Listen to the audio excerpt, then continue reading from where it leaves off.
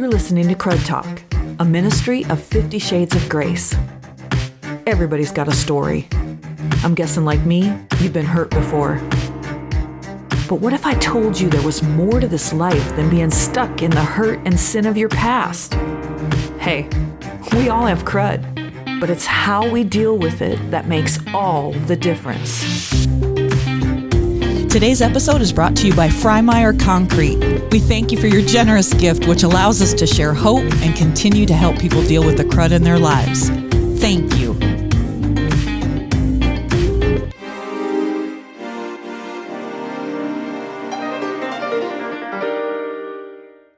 Welcome to Crud Talk. I'm Sonia Bruner. Hey, before I get started, I just want to mention that this specific episode that we're talking about today is for an older audience. Just keep that in mind for whoever might be listening with you. So how are y'all doing? What's going on in your world? I am super excited. It's June and I'm so excited because my birthday is this month. I don't just do a day. I don't just do a week. Let's just take the whole month. Can I get an amen? Yeah, everybody in my world is probably rolling their eyes. Yeah, okay. Hey, why not have a party, right? So today, we're talking about elephants. So in 2016, I had the awesome privilege to get to go to Africa and share my story with men and women, boys and girls. And I got to see elephants.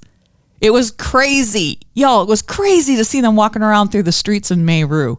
They're beautiful, powerful, and really, really stinky. You don't want to get too close. Put it this way. If you've got an elephant in the room, there's no way you can ignore it. His presence is massive and stinky, and you can't pretend he's not there. You might already know this, but I hear from people all over the world. I love it. Actually, you know what? It's one of my favorite things about what I do. I love getting messages from people. I got this one from a man in Kansas City.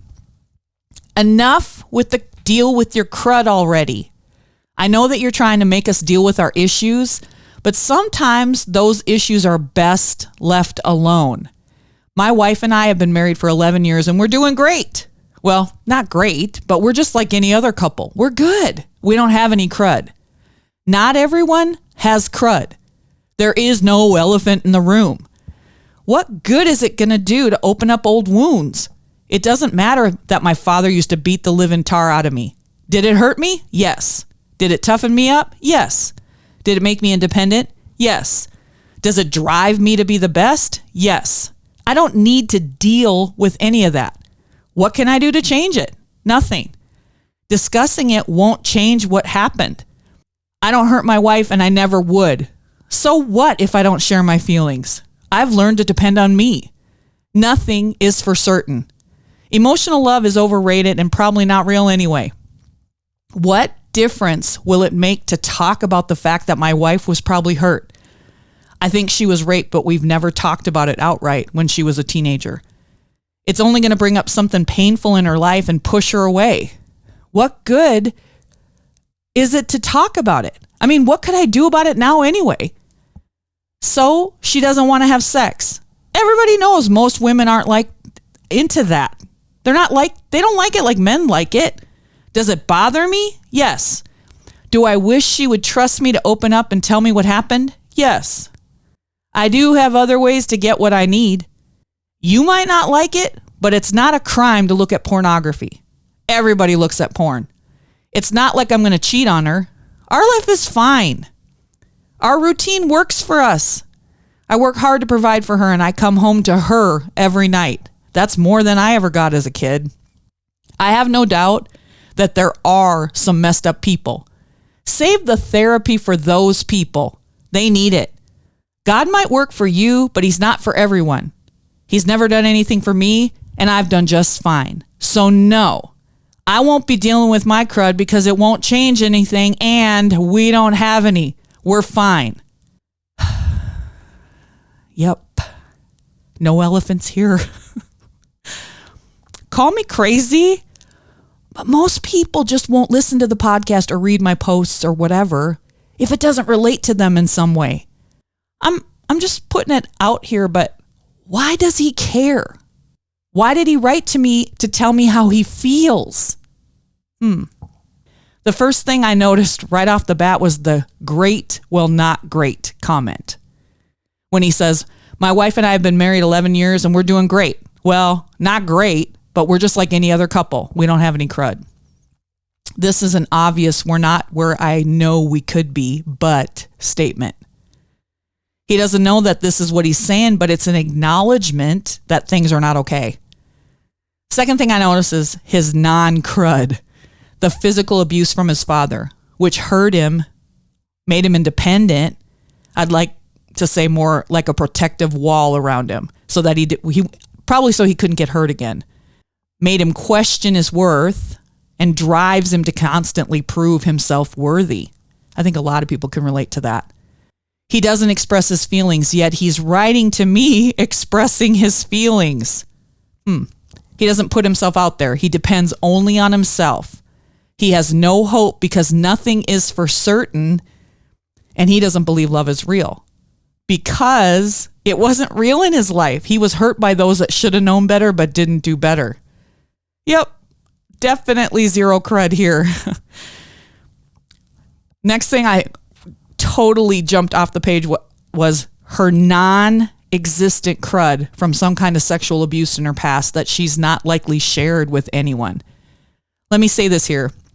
It would be very difficult to not have crud after some type of violence or abuse. There's many different publications of scientific evidence that would prove a change in chemical activity in the brain when people undergo trauma or abuse. Without dealing with that pain, our responses to life as it happens can be skewed or unhealthy. She stuffs it down and doesn't acknowledge it. But that crud is acknowledging her, right? In that she won't be sexual with her husband. Big, non-existent elephant in the room. Let me stop and say this right here too. There's always something else going on when there's a lack of intimacy or physical connection.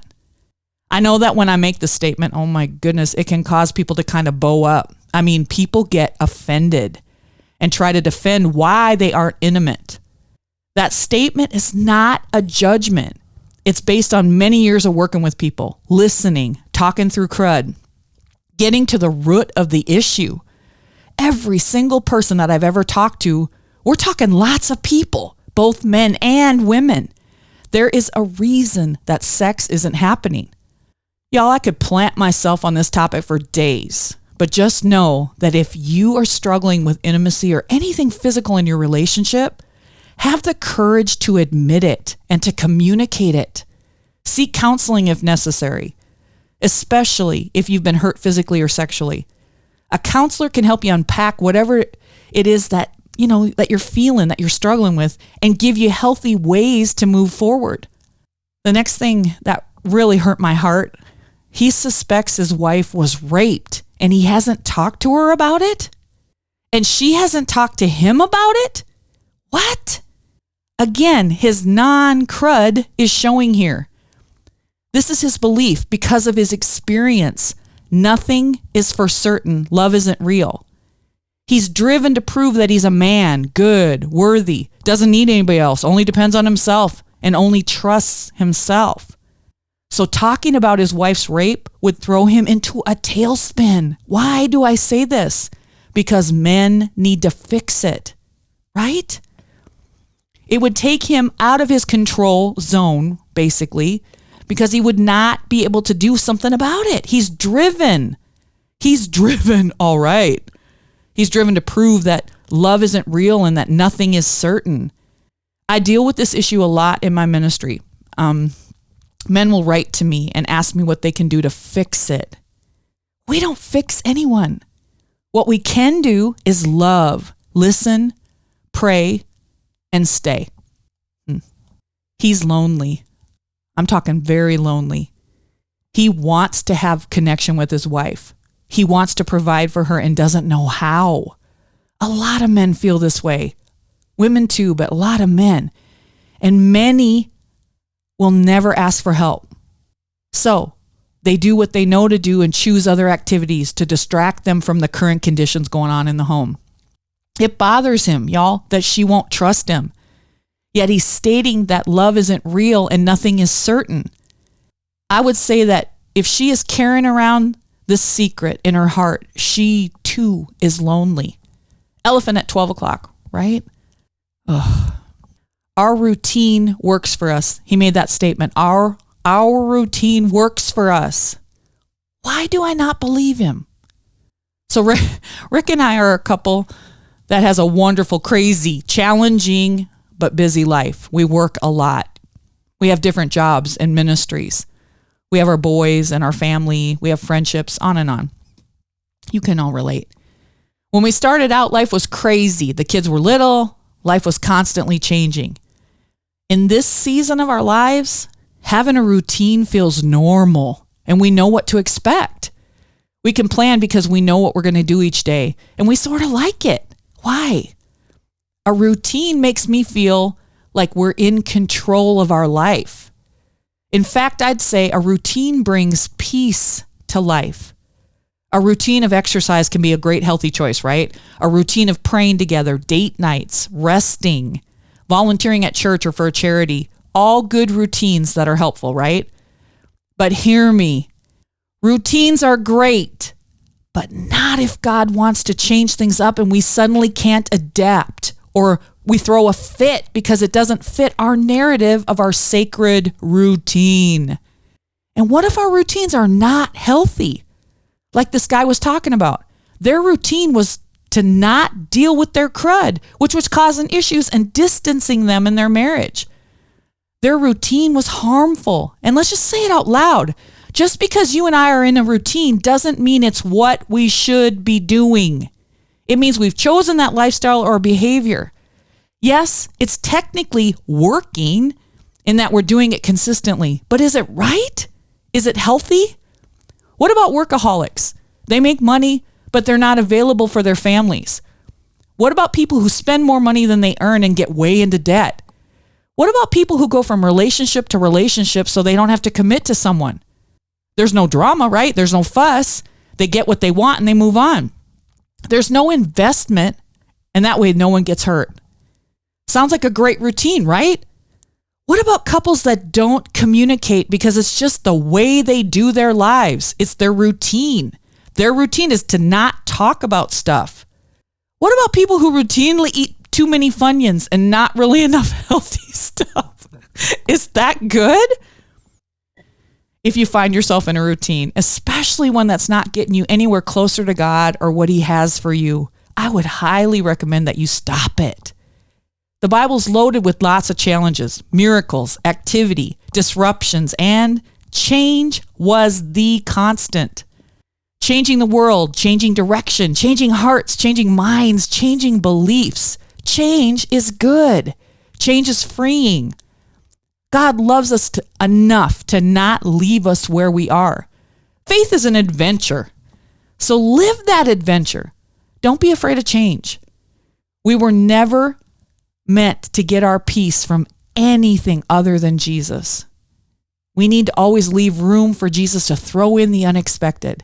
It's the essence of our faith, trusting Jesus for whatever comes our way and going with it because we trust the one who truly is in control of our lives. Some of the greatest blessings have come from a disrupted routine.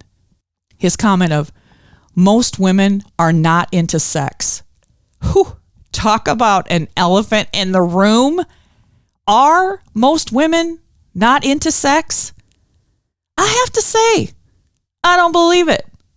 If there is a woman who isn't into sex, I believe it's because there's something else going on. Is there crud that's below the surface? Maybe it hasn't been dealt with yet. Is there abuse in the past? Maybe guilt. Maybe it doesn't feel good and she doesn't know how to communicate that. In my ministry, I talk a lot about intimacy and communication.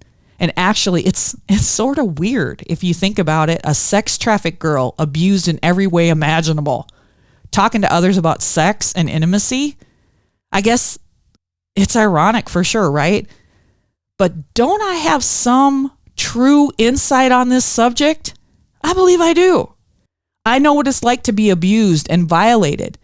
I also know what I've learned as a result of working on my crud, walking in a relationship with Jesus, and breaking that cycle of abuse. Satan has completely messed up one of the greatest gifts God gave us in life. The world is trying to tell us how sex should be, when really, we need to learn what sex should be from the one who created it. Oh, y'all, that's good. You hear my heart? The world is trying to tell us how you and I should look at sex, how sex should be. But we need to learn what sex is and what it should be from the one who created it. And this always bothers me, but is everyone looking at pornography? Is that true? Clearly, there are many who engage in pornography. I get it. I can tell you that in my ministry, sexual gratification, pornography, sexual dysfunction is one of the topics that I deal with the most. I know that it's a struggle for many, but I don't believe that everyone struggles with it. Making generalized statements of any kind are never beneficial. It's like saying all women don't like sex or all men look at porn. It's not beneficial. It's not even true. When we generalize things like that, it's another way that it normalizes our sin. If all people struggle, it's okay because all people do it. That's another kind of manipulation I think Satan tries to mess with us. Everybody's doing it, so it's okay, right? I'm not just saying this to y'all. I'm saying this to myself too. I don't care how many people are doing it. It's still sin. His statement of not everyone has crud. Y'all, I don't know how it would be possible to live in this world and not have crud. Remember, crud is the emotion that happens when someone or something has hurt us. I've never met someone who hasn't had crud. I mean, like ever. I've never met someone that doesn't have crud. They might have walked through it already. They might be in it right now, or else they're in denial. And that's why it's really important to deal with our crud. Because if we don't, we will constantly respond in ways that hurt ourselves or others. You want to talk elephant in the room? 99% of the people I talk to in this ministry are struggling because they haven't dealt with some kind of crud in their lives. We all have it. It's how we deal with it that makes all the difference. His statement of Jesus might work for you, but he's not for everyone. He's never done anything for me, and I've done just fine. Are they fine though? Are we? Not everyone will choose to believe in Jesus Christ. That's really hard for me to understand. I know it's their personal choice, but it hurts my heart to know that they're going to face a life without hope, without knowing for certain that love is real because of Jesus. Actually, the truth is Jesus is for everyone. Jesus did everything for us. We're nothing apart from him, and he wants us to be more than fine. He wants us to know that we're loved, accepted, cherished, not alone. He wants us to love him and love others. He wants us to use our gifts and talents that he gave us to change the world and help others know that they are loved too. And this just came into my head. If you don't believe in Jesus, what happens next? Like, what do you believe? What do you believe? You're here in this life, then what? How did you get here? What's your purpose? What happens when life is over? And how is that belief working for you? You might be in denial about that big, gray, smelly elephant that's in the room that we're not going to acknowledge or discuss because it's easier to ignore it. We don't want to go there again and have to relive any kind of pain. You don't know what they did to me. That's true, I don't. But God knows. God can handle your crud. He can handle your anger and your disappointment. He gets it. It's hard to forgive. It's hard to deal with pain. It hurts. For most of us, it's easier to hold on to the anger so that we're always right and justified to be hurt and angry. Some of you have been hurt and angry for a long time. And ask yourself, why? Why are you still holding on to that? And then could the answer be, if we don't have the hurt and anger anymore, then who will we be? Healed, whole. That's who we'll be. Free, hopeful, at peace. Remember, we all have reasons why we do what we do, how we live, our routines, how we respond. Quit ignoring the elephant in the room. Deal with your crud. And here's the good news. We don't have to do it alone. We have a God who loves us and wants a relationship with us. Will you trust him? Thank you, everybody, for all your comments and for sharing the podcast with your friends and families. If you or your organization would like to sponsor an episode of Crud Talk, you can message me at soniabrunner.com for more information. Deal with your crud. Trust God. This is Sonia Brunner with Crud Talk. See you next time.